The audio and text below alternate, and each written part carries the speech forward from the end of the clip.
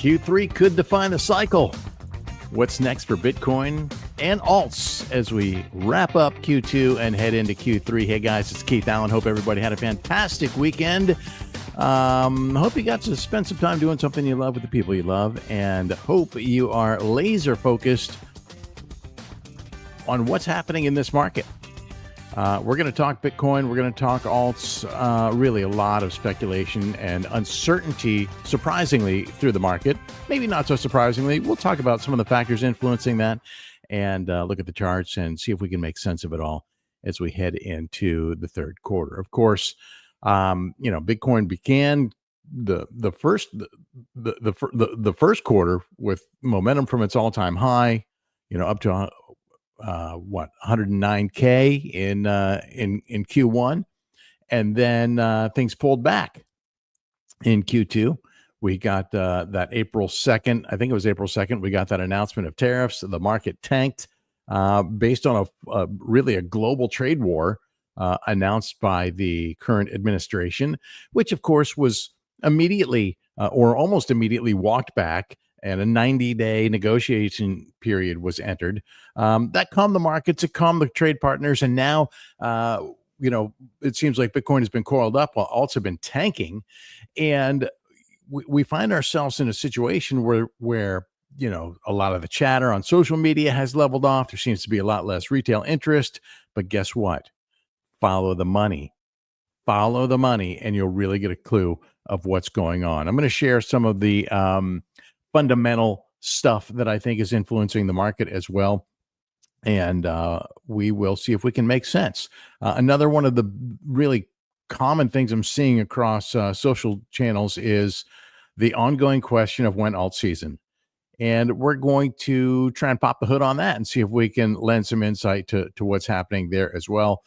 Historically, alts have appreciated more than Bitcoin, but they've been more volatile. They've given back a lot of gains. A lot of alts have capitulated or already or are at or near capitulation at this point. So opportunities are coming. I'm just not really convinced that we're going to see alt season in the historical sense that we've seen it in the past. So before we climb into the charts, just real quick, do me a favor if you haven't done so yet. First of all, if you're new to the stream, welcome. My name is Keith Allen. I'm a work-from-home dad. I'm co-founder of Material Indicators, and I have been trading Bitcoin and alts to a lesser degree with every year, I might add, since 2017. And I'm glad to have you with me. Live chat is open if you want to chime in. If you got questions, I'll do my best to answer them. If you have insights, by all means, please share them. And if you haven't done so yet, do me a favor. Smash some buttons for me and help me grow this channel. Hit that like, hit that share button, and invite some of your friends and fellow community members into the stream.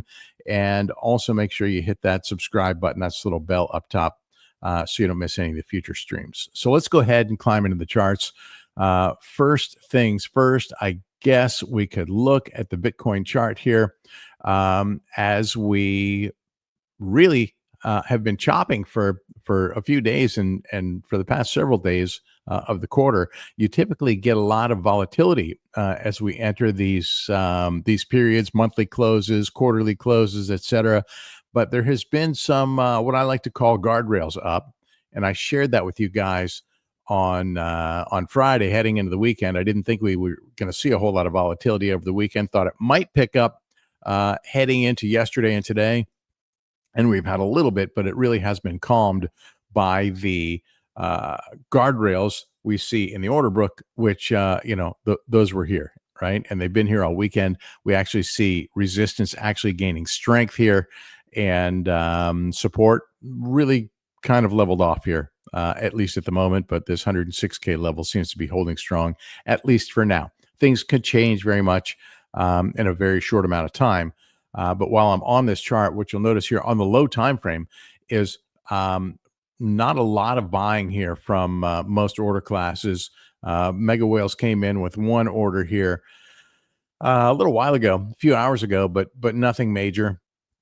I can tell you exactly what that order was. That was just merely $1 million. Okay. Just a $1 million order. So not a lot there, not really having any impact on what's happening in the market.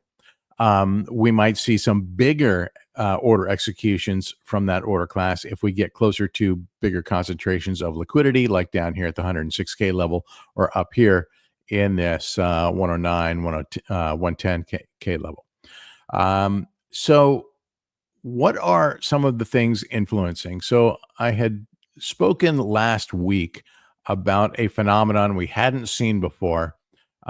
We talked about death crosses and golden crosses, and we had a golden cross here between the 100 and 200-day moving averages. That's a long-term high time frame bullish signal.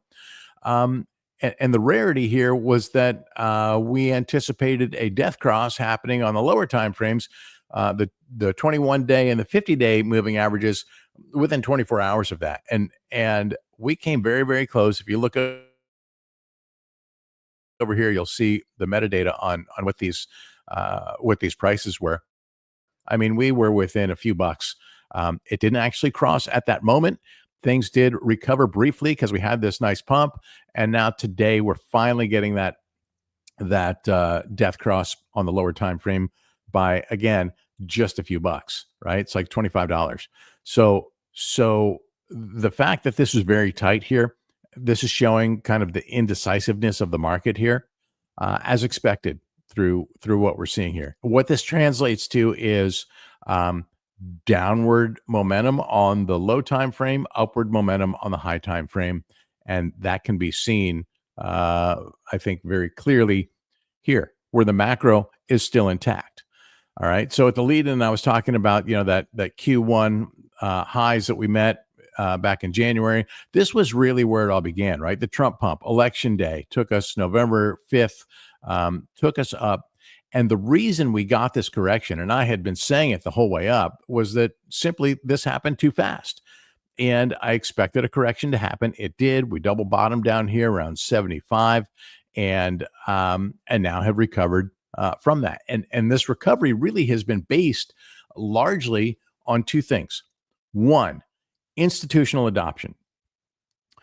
Obviously, we know we had the ETFs come in, and there has been a lot of growth there. I think just yesterday or today they announced that Bitcoin, the IBIT ETF, has grown faster. It's reached its market cap faster than any other ETF in history. Just really a testament to the interest and the asset class. What I think is accelerating things even more in terms of long-term growth, and I say accelerating things more in terms of long-term growth, I speak to the macro outlook, but not so much accelerating things at a pace that a lot of people, especially retail traders, expect. And a big explanation for that, gosh, if you haven't done so yet, I would encourage you. I shared something on X today, and if you haven't done so yet, I would encourage you to check this out. This was a presentation at Bitcoin Prague by James Lavish. And if you haven't followed this guy on X, I encourage you to do so. If you don't watch anything else today besides this fantastic video, I encourage you to watch this one. I shared it on my X channel, and BTC Prague shared it as well. This is arguably the best explanation I've ever heard of not only why institutions are adopting Bitcoin, but the pace at which they work. And so I think that's going to be enlightening for a lot of people, but he goes well beyond that, and he talks about why the classic 60-40 investment portfolio is dead, and how it should be replaced with an allocation of Bitcoin to optimize your portfolio and growth.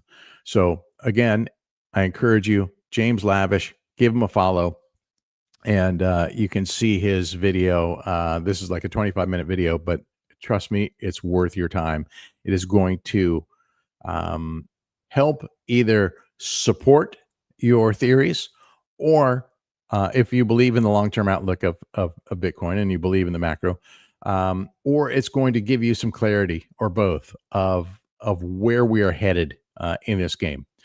Okay, so by all means, check that out.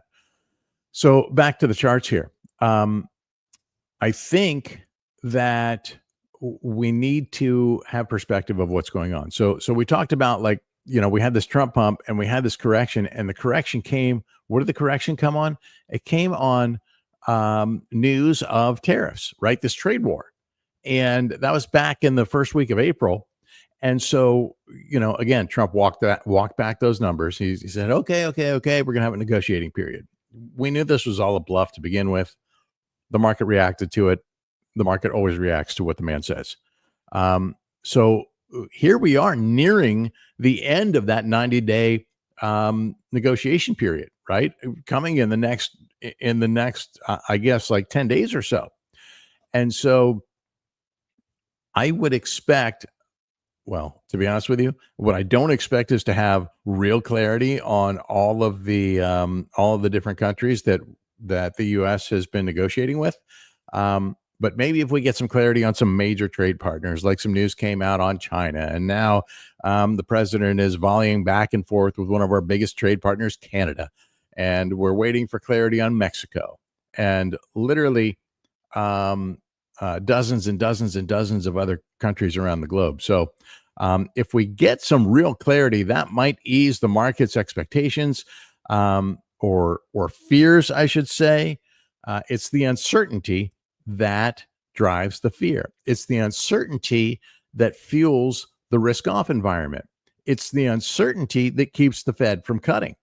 So if we had that clarity, then I think we would see things move a lot faster in terms of price action. Um, Maybe we'll all be pleasantly surprised when we get to the end of that 90-day negotiating period, or does the can get kicked down the road even further? And that would lend itself to more volatility than we're seeing right now. So I've said recently, and you can go back and watch many of the posts, I do think that the bottom is in, and I think that the 2025 Open is holding very strong right now. Um, Obviously, that could change in an instant. We have geopolitical tensions that are, I mean, like, has it ever been, have there ever been more hotspots happening around the world? And obviously, that's something that the president is able to influence, sometimes positively, sometimes negatively. Um, and that can change the trajectory pretty quickly as well. So you have to be alert and in tune to these things. But if you believe that the long-term outlook is as such that there's institutional adoption, and I said that was one of the things that were affecting the macro. The second thing is um, the regulatory environment, and quite frankly, a very, very pro crypto administration that is making it favorable, not only for traders and investors, but now paving the way, pending a little bit of legislation that still needs to be signed off on completely, but seems to be traveling in the right direction. Um, Doors are opening. The pathway is made. The road is being paved for banks to start allowing customers and offering customers access to crypto through traditional methods. And that is going to open the floodgates. And when this happens, there's a bit of a, I guess, well, let's just put it this way. A lot of the OGs in crypto who got into it because of the technology, not just because of the technology, but because of the anti-establishment, right, approach to finances. Those guys are pissed off. A lot of those guys are not happy that we now have nation states buying their own crypto reserves. They're not happy that banks are now the intermediaries that crypto was developed to get around are now stepping in. So I would say for those of you who are in this game and understand what Bitcoin is, I'm hoping that most of you, if not all of you, actually own physical Bitcoin. If you do, congratulations on being early. If you don't, you're not too late. If you think that an ETF gives you what owning Bitcoin does, It gives you exposure to the upside potential, but it does not by any means give you what owning Bitcoin gives you. And I would encourage you to um, get yourself some physical Bitcoin. And I'll leave it at that. So, in terms of what we're seeing in the order book, and again, my macro outlook could not be stronger at this time. And so, for my own strategy, I'm not really trading Bitcoin much at this stage. I'm accumulating Bitcoin. I'm looking for more entries that are better than the ones that I have, but I've been dollar cost averaging since all the way back to the FTX crash back in 2022. And so I'm quite happy with where I've started here. Okay. Because I started accumulating here and buying at these consolidation levels and these different ranges here. And so I'm pleased with where I sit right now. My only wish is that I had more. And with the limited dry powder that I have left, I have two things. I'm saving some for any future dips, and I'm saving some for alts so that I can take advantage of the massive upside potential that I believe a handful of alts have, and looking for those setups, and then I will convert those. I'll take profit on those into Bitcoin because I think that's my best bet, my best way of accumulating more Bitcoin at this point. If I had unlimited capital, I'd just keep dumping it into Bitcoin, and I don't know if I would even play the game because, quite frankly, alts are pissing me off a little bit. Um, let's take a look at what's happening with alts, and you can see this has been a bit of a whipsaw as alts were climbing. Typically, and we hear the question a lot about what's happening with alt season. Are we going to have an alt season? When alt season? And alt season, really, what you look for is you look for a breakdown in stable coins, you look for a breakdown in Bitcoin dominance, and you look for an increase in total three, or in this case, total three ES, which is total three is altcoins, top 100 altcoins, top 100 coins, excluding Bitcoin, ETH, and stables. And so, we bottomed out. Well, don't know if it was actually the bottom, but we did hit a low recently and, last week, and then bounced back from that a little bit here, as you can see. Meanwhile, Bitcoin price is hanging on the trend line, and Bitcoin dominance is headed back downward a little bit here. But we're not seeing a big, like for an alt season, you want to see this divergence in a big way, and you want to see it happen where it's going on for an extended period of time. And I honestly think that I don't know that we're going to see a real alt season in the sense that we've seen them in the past. What I'm expecting is we're going to see something more akin to what we had off the Trump pump in November, where both Bitcoin dominance and altcoins, total three ES, were rising simultaneously. The principle is very simple: a high tide raises all boats. Bitcoin is the tide, and that was the case, right? We actually saw stablecoin dominance go to a low, and we saw Bitcoin dominance and total three peaking. So that's kind of what we're looking for now. Again, and when will that happen? Will it happen before the Fed cuts? Obviously there's a lot of pressure on the Fed to cut, but I think the Fed just wants to see some clarity on tariffs, right? They're speculating that that tariff-based inflation is going to increase considerably, but nobody knows what the tariffs are really going to be yet. So I think that's what they're waiting on. Mark is asking, let's see, accumulating since FTX is somewhat demotivating for new kids on the block. Listen, man, I took my lumps for a long time. Been trading since 2017. And I have learned to dollar cost average. I've learned that it is difficult to time this market. I happen to have, the tools that help me do some forecasting.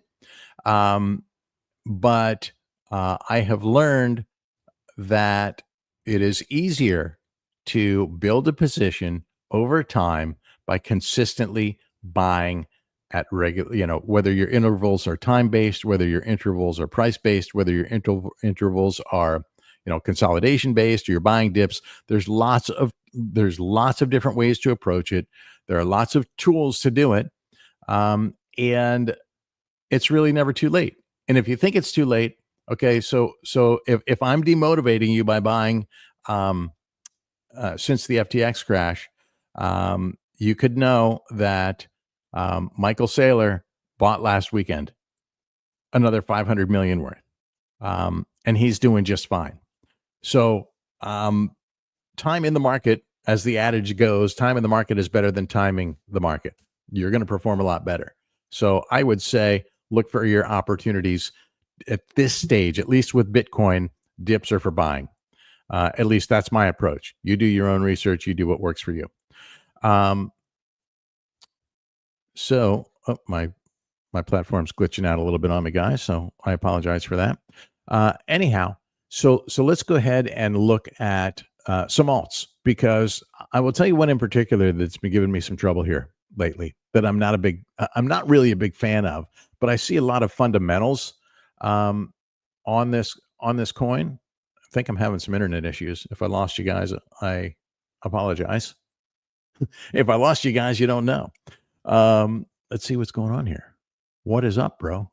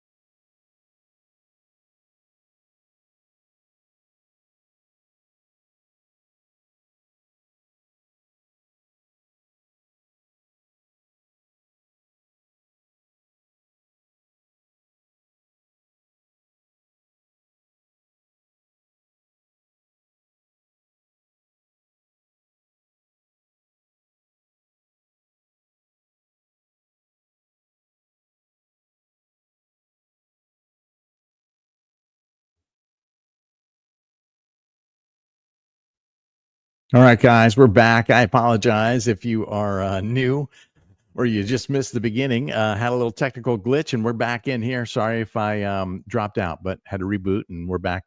We're back where we started. So a minute ago, to um, I was talking to Mark about his timing and my timing, and bottom line is timing the market is tough. Timing the market is better. You are not too late. If you're in already, you're early. You are certainly not too late because institutions are buying. Everybody's still buying at these levels, right? If you have filled out your bag pre 100K, good for you. You're ahead of the game. And you can still continue to dollar cost average your way. There's a lot of upside potential over years and years and years, decades for Bitcoin. So if you're building your position, don't let the price bother you at this point. Look for those opportunities. Look for those dips. In my opinion, dips are for buying. So I was talking a bit about alts, and one in particular, XRP. I'm honestly not a huge fan of XRP. Um, Not really a fan of XRP or any alt for that matter.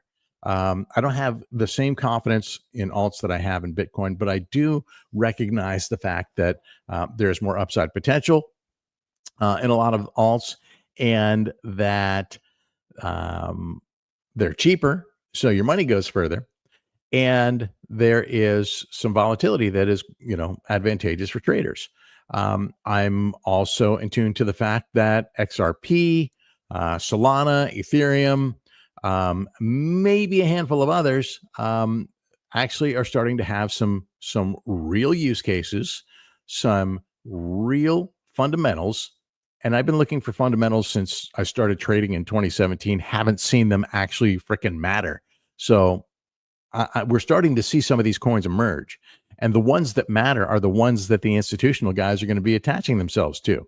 They're the ones that the institutions are going to be launching ETFs on. We have I think already 9 or close to a dozen Solana ETF applications coming across the SEC's desk. I just read today that Tom Lee, who's a guy we see on CNBC a lot, is about to start an ETH fund and a strategy similar to what MicroStrategy has been using for Bitcoin. He wants to start using for ETH. So it'll be interesting to see if ETH can get out of this slump that it's been on for ages and ages and ages, and actually start to break out again. So XRP is another one.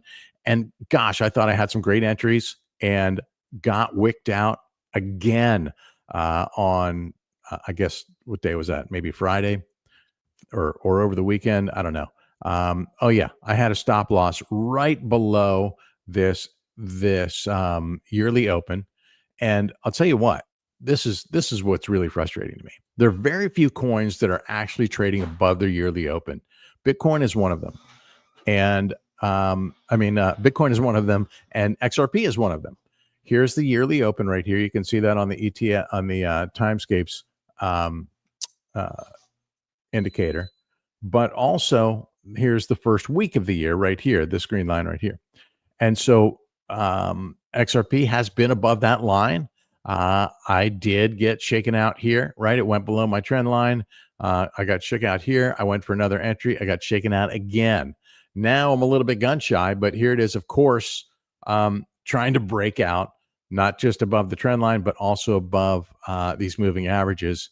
I'm expecting a rejection from up here unless we have just incredible news coming out this week. So we'll see how that develops. And, to Mark's comment about timing it, listen, if I miss this move and I don't end up buying until the breakout here, guess what? I've mitigated some more risk, and there's still plenty of upside potential just to get to the back to the all-time high is already a really solid 47% trade, and the risk of dropping below that open 10%, that's a solid trade right there. So I'm happy with that. And I do think that there's much more upside potential with this coin. Why? Because so many banks around the world are already using it. Um, and that's only going to increase. So that's why I'm looking at this coin in particular. Solana, we can look at Solana. I haven't looked at SOL today. Let's see what it is. Let's see what it's doing relative to its structural situation. Okay, so look at this. We have a looks like a death cross looming between the 21 moving average and the 100 moving average. I mean, they're 9 cents apart at this point. We have a rejection from the 50.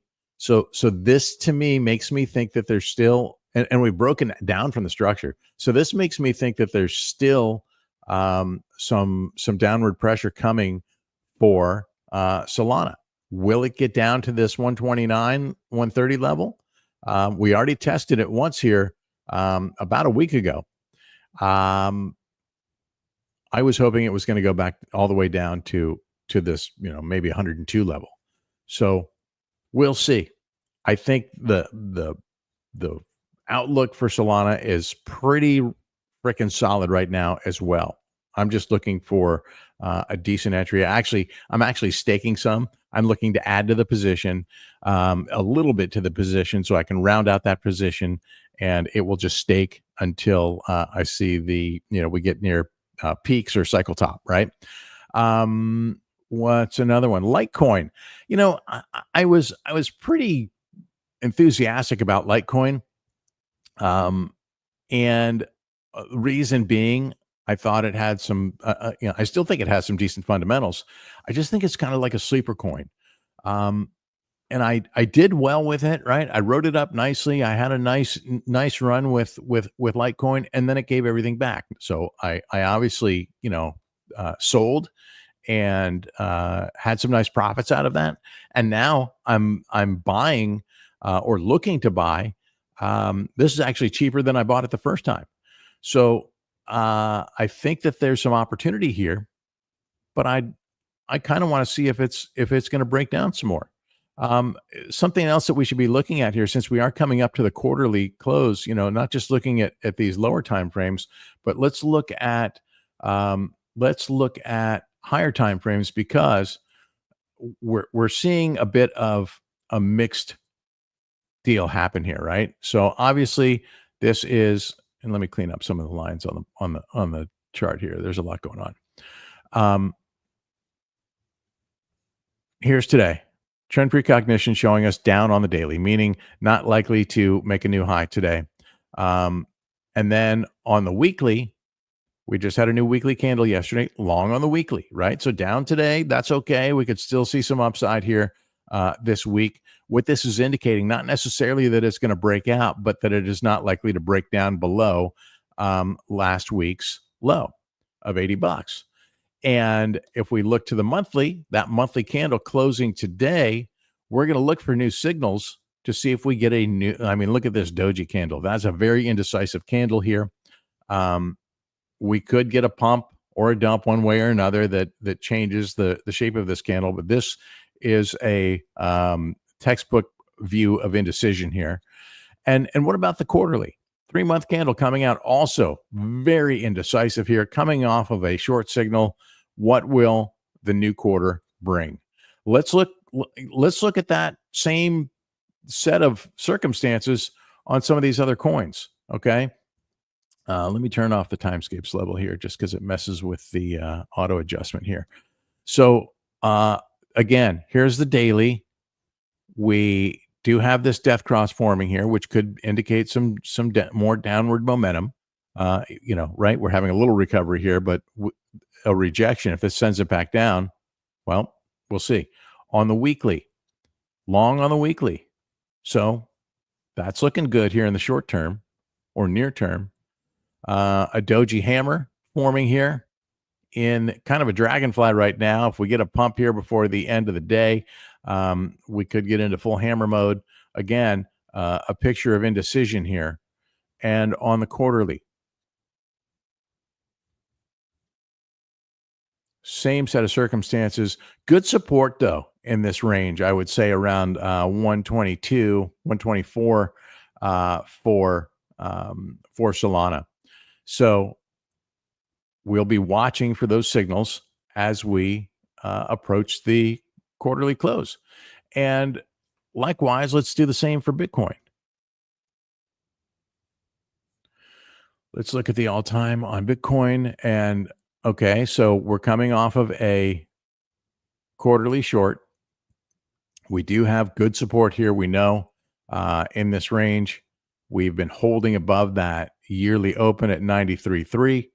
And my expectation is that holds unless we have just a nasty, nasty, nasty black swan that brings us lower. But you can't really forecast those things. Just have to know that there's always one circling the pond. So on the higher time frame, again, after tonight's close, I'll be looking for new signals here today, whether it comes in the form of an arrow on the trend precognition A2 plus algo, or it comes in the form of a signal down here on the A1 algo, or maybe we just see a change in trajectory of the A1 slope line, which gives us an indication of where the momentum is. Mark is asking, is it correct that charts are not showed in the stream? Well, let's see. This may be part of my glitch. No. Thanks, Mark. And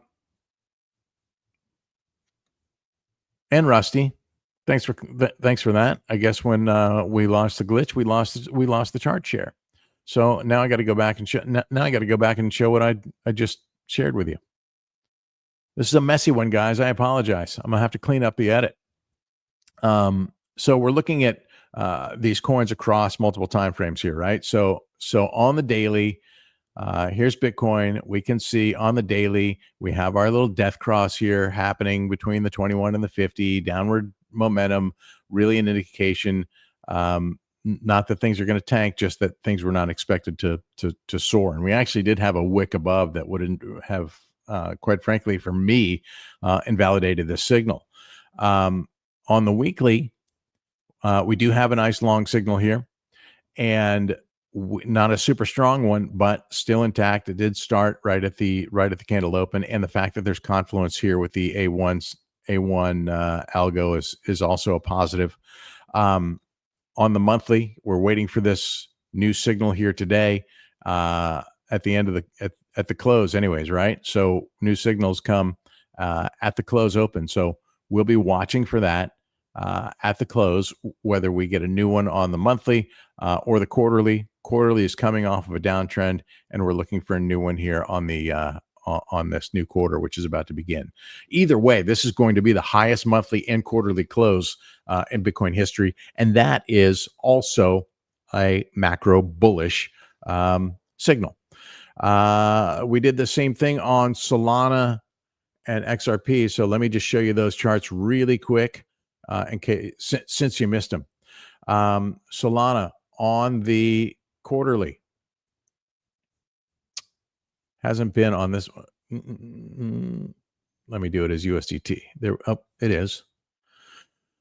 Okay, so will we get a monthly signal out of it? This is that just anemic looking dragonfly doji right here that I talked about. We're below the trend line, not looking really strong despite all of the positive news on Solana right now. So I look for opportunities, right? I look for these dips to buy.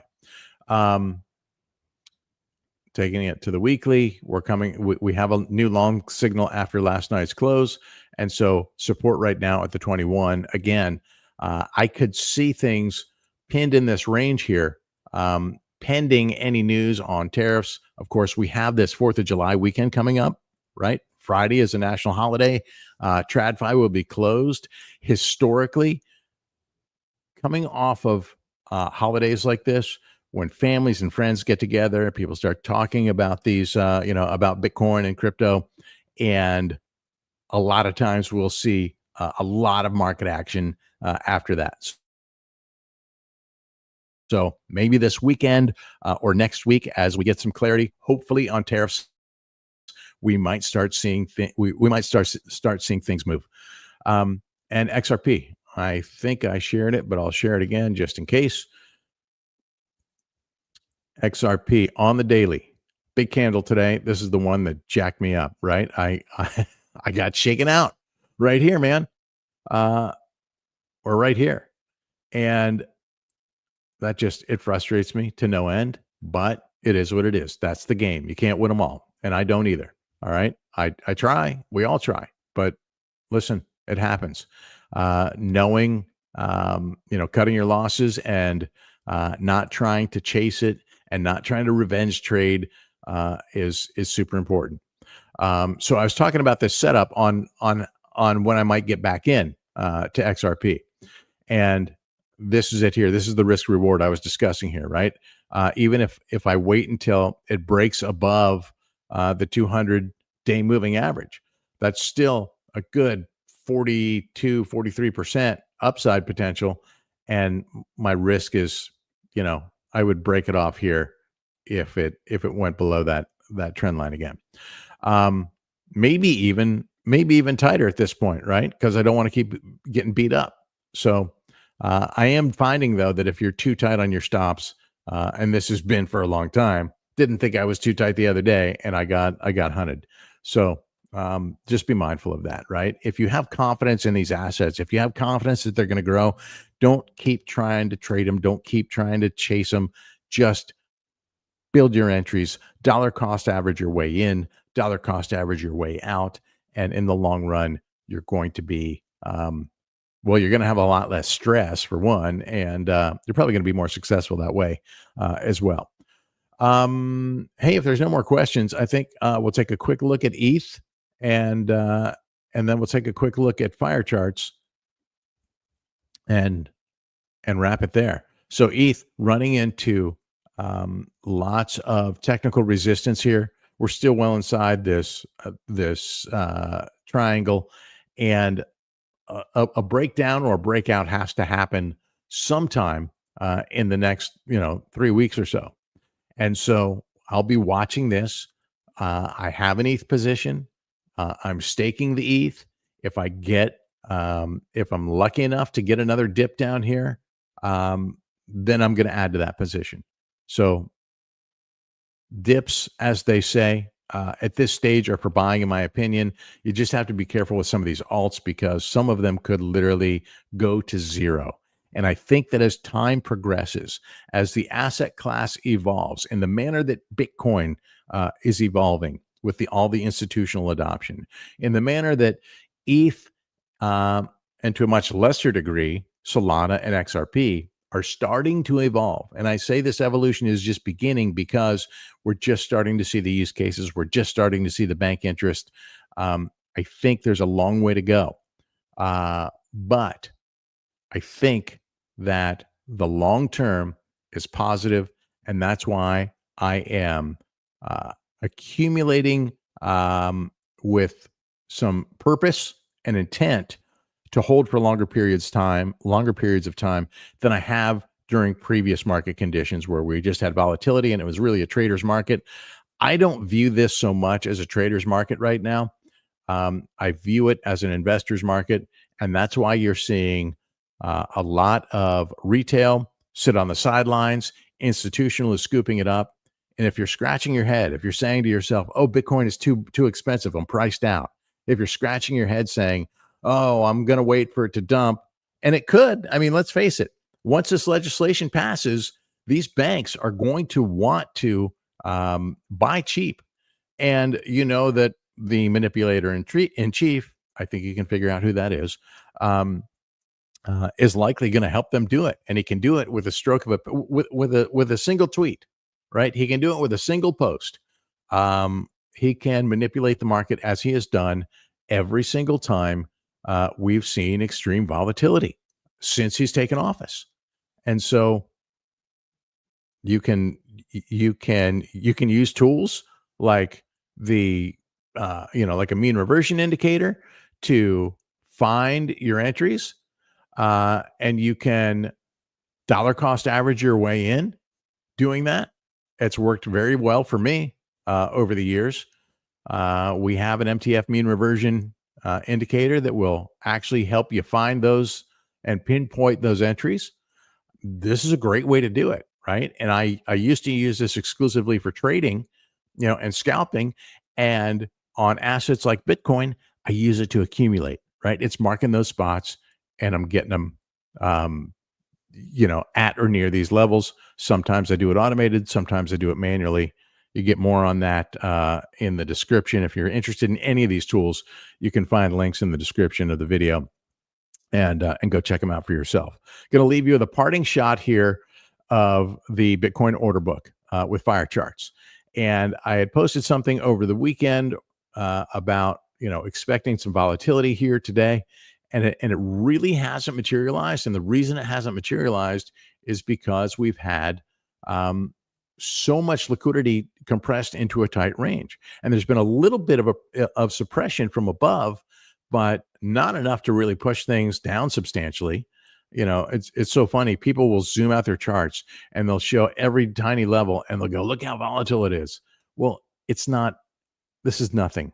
This is literally nothing. At least for crypto, it's a big deal for maybe traditional stock traders, but this is nothing in the world of crypto. What I am in tune to here on this chart is the fact that we have seen so much sell pressure today by all of the order classes, and brown mega whales have had, they sold through most of the day, most of the past 24 hours. They had one small $1 million buy here, but largely the rest has been selling. So this isn't necessarily retail getting wrecked.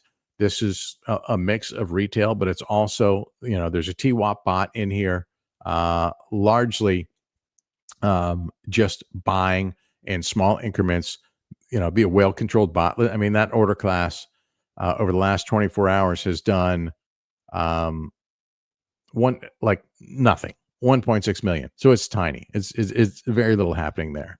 So I wouldn't concern yourself with this. I wouldn't look at this and go, "Oh, look at this divergence between what retail is doing and what whales are doing." We know for a long time now that whales use this order. Retail certainly lives here, but whales are using this order class as well. Purple is the one I follow the most, purple and brown, and really just a day of indecision. Let's face it, it's the end of the quarter. Monthly and quarterly profit taking is normal. I wouldn't stress this out at all. Let's see what happens when we close tonight. We open a new candle. It's going to be a short trading week, probably going to have some volatility over the holiday weekend. And then once we get some clarity on these tariffs, hopefully in the coming weeks, we might start to see price move a whole lot more. Again, I apologize for the interruptions here today with the little glitch, but I appreciate you guys following along. Mark, thanks for joining me. Rusty, thanks for joining me. Appreciate your comments, guys, as always. And if you haven't done so yet, do me a favor, hit that subscribe button so you don't miss any of the future streams.